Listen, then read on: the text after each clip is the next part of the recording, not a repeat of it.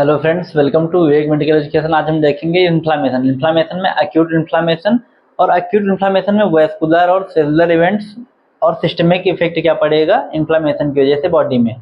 तो सबसे पहले वेस्कुलर और सेलुलर इवेंट्स। तो वेस्कुलर मतलब क्या हुआ, ब्लड वेसल्स, और सेलुलर इवेंट्स मतलब जो सेल। तो इन्फ्लामेशन की वजह से ब्लड वेसल्स पे क्या इफेक्ट पड़ेगा और सेल पे क्या इफेक्ट पड़ेगा वो देखेंगे। तो फॉर एग्जाम्पल मान लो जैसे कोई ब्लड वेसल है, ये मान लो जैसे कोई वेन या फिर कोई आर्टरी है, इसमें ये ब्लड जा रहा था। जब इन्फ्लामेशन होगा तो क्या मतलब सेल की जो यहाँ आसपास की सेल थी इनमें स्वेलिंग हुई, ये इसको क्या करेंगी, दबाएंगी, तो ब्लड क्या होगा, ऑब्स्ट्रक्ट होगा। ये हो गया, मैं एक इन्फ्लामेशन बता दिया तुमको, एक इफेक्ट। बाकी अगर पूछा जाए एक दो डिफरेंस किए, जैसे सबसे पहले याद रखो इन्फ्लामेशन क्या है और इडीमा क्या है। दोनों में क्या होता है, स्वेलिंग। इडेमा में सुने हो कि ज़्यादा excessive fluid accumulation in body, और इन्फ्लामेशन में भी सूजन आती है, फ्लूइड बोलते हो।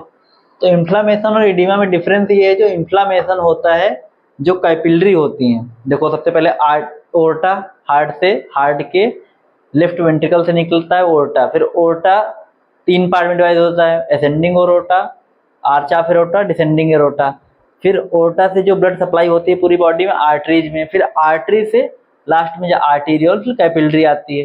तो जब कैपिलरी जब डैमेज होगी, मान लो जैसे यहाँ पर जो ये आर्टरी तुमको पता है रेडियल होती है, फिर जो रेडियल के आगे छोटा छोटा जो ब्लड, यहाँ हाथ तुमको लाल दिखता है, हाथ मुट्ठी बंद करोगे सफेद होगा, फिर खोलोगे लाल हो जाएगा, ये सब जो लाल सफेद दिखता है, ये जो दिखता है लाल जिसकी वजह से, ये होती है कैपिलरी। यहाँ पे जो सप्लाई है वो कैपिलरी की है।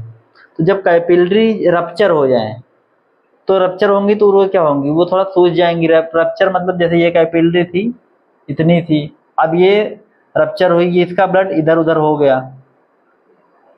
ये जब कैपिलरी में ब्लड ज़्यादा होता है तो उसे बोलते हैं इन्फ्लामेशन। जब कैपिलरी में जो फ्लूइड आ रहा है वो ज़्यादा हो जाए, इंक्रीज फ्लूइड या फिर ब्लड इन कैपिलरी, जो कि अभी तक पता नहीं होगा, ये जान लो आज। पहले इसमें एडिमा और इसमें डिफरेंस क्या है। तो जब कैपिलरी में ब्लड ज़्यादा हो जाए, फैल जाए, तो हो गया इन्फ्लामेशन। जब मान लो जैसे इन्फ्लामेशन होता है क्या, स्वेलिंग। मान लो तुम घसीट के अपनी खोपड़ी कहीं लड़ा दो, अपनी खोपड़ी में अगर इसमें बोर्ड मार दो तो क्या होगा, स्वेलिंग होगी। यहाँ पे क्या सप्लाई है, आर्टरी के बाद में कैपिलरी सप्लाई है, कैपिलरी रप्चर हुई, उनका ब्लड क्या हुआ, फैल गया। तो जो ब्लड फैल गया बस वही इन्फ्लामेशन होता है। और जो एडिमा होता है, एडिमा जो सेल होती है, जैसे मान लो ये सेल्स हैं, जितनी मैं बना रहा हूँ सब सेल्स हैं, अलग अलग टाइप की सेल हैं बॉडी की जो सेल होती हैं। जो ब्लड की देखो, ब्लड फ्लूइड दो टाइप का होता है, इंट्रासेलुलर, एक्स्ट्रासेलुलर। जो सेल के अंदर है ये हो गया इंट्रासेलुलर फ्लूइड, आईसीएफ। जो सेल के बाहर है, यहाँ पे है, जो ब्लड वेसल्स में है, ये सब होता है ईसीएफ, एक्स्ट्रा सेलुलर फ्लूइड। अब तुमको लग रहा है ये क्यों बता रहा हूँ, अगर ये समझ जाओगे तो oedema, inflammation, vascular event, cellular event सब समझ आ जाएगा। तो जब ये फ्लूइड सेल के बाहर हो, सेल के बीच में हो, तो इसे बोलते हैं इंटरस्टिशियल स्पेस। मतलब बिटवीन सेल्स जो फ्लूइड होता है उसे बोलते हैं इंटरस्टिशियल फ्लूइड। और जो वेसल्स में होता है वो उसे बोलते हैं इंट्रावेस्कुलर फ्लूइड। तो अब जैसे इन्फ्लामेशन हुआ तो वेसल्स पे क्या इफेक्ट पड़ेगा और सेल पे क्या इफेक्ट पड़ेगा ये बताना था। तो जो एडिमा होता है, जब ये वाला फ्लूइड बढ़ जाता है, बिटवीन सेल्स वाला, ये जो फ्लूइड है यहाँ पे जो सेल के बीच में है, तो ये होता है एडिमा। और जब वेसल्स का फ्लूइड जो कैपिलरी वाला वो रप्चर होगी, कैपिलरी में एक्युमुलेट होता है, तो होता है इन्फ्लामेशन। तो इन्फ्लामेशन कैपिलरी से रिलेटेड है और एडिमा इंटरस्टिशियल फ्लूइड से रिलेटेड है। यहाँ पे वैसा एडिमा था नहीं, बस मैंने बता दिया नॉलेज के लिए।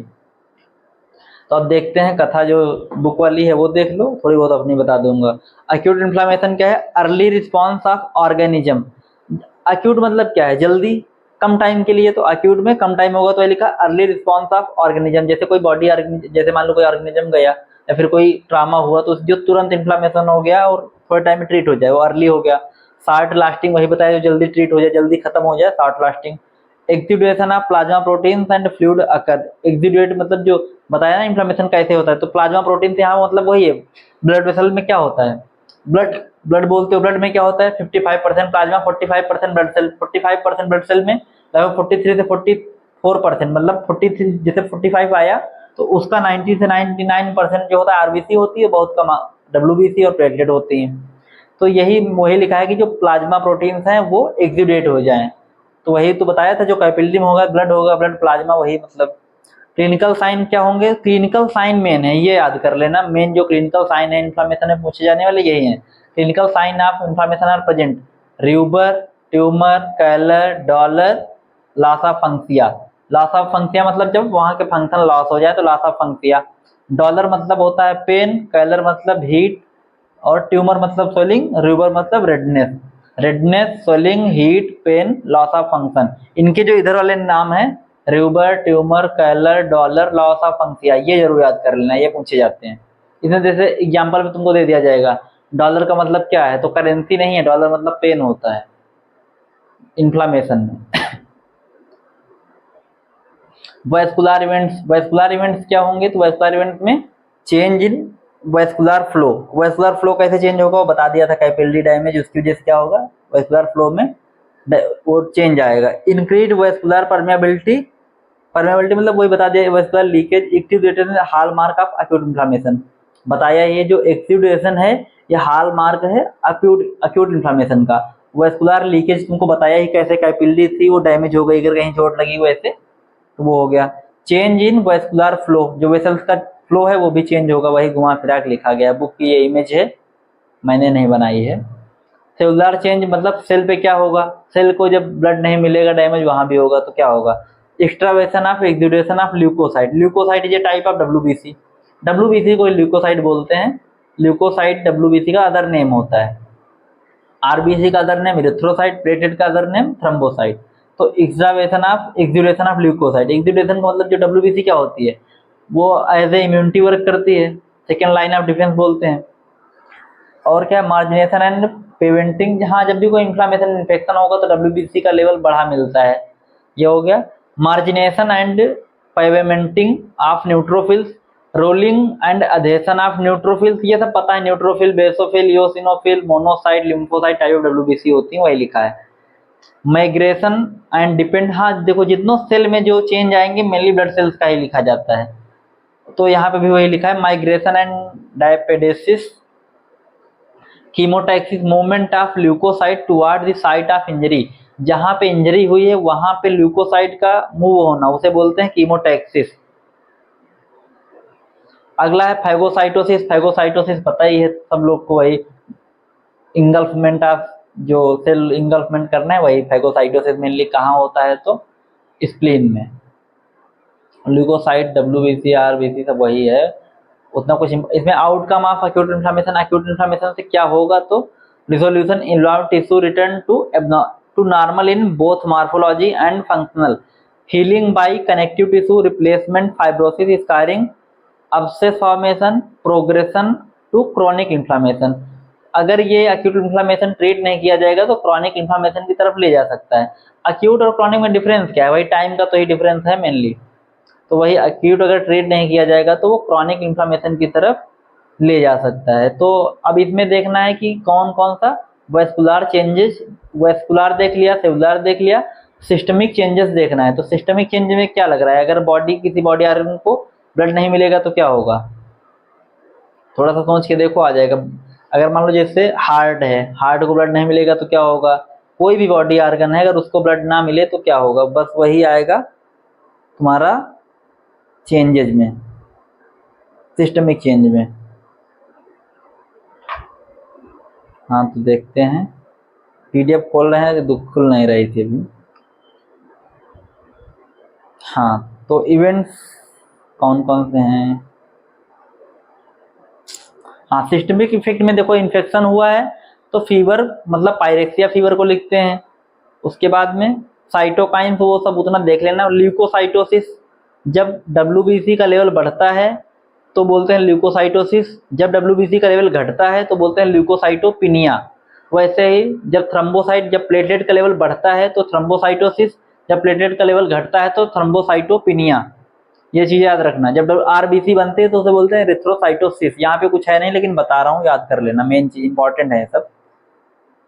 उसके बाद acute phase of protein production, liver production, liver produces protein like C reactive protein, CRP, ये सब बढ़े मिलते हैं जब इन्फ्लामेशन होता है। मलेज का मतलब होता है डिस्कम्फर्ट, एनोरेक्सिया मतलब भूख ना लगना, loss of appetite is called anorexia, fatigue मालूम ही है सबको, थकावट, medication by cytokines acting on central nervous system.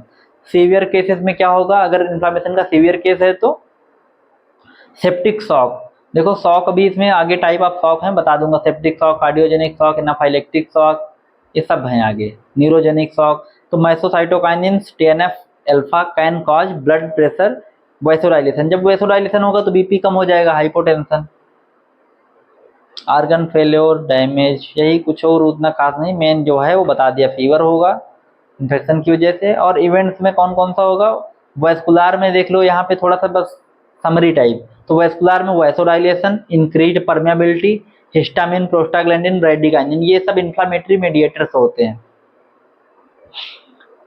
और सेलुलर में न्यूट्रोफिल रिक्रूटमेंट बता दिया था, न्यूट्रोफिल कैसे क्या करेगा, फाइगोसाइटोसिस, और ये जो IL-8C5A इनको इतना इंपॉर्टेंट नहीं है, अगर याद रहे तो याद कर लेना।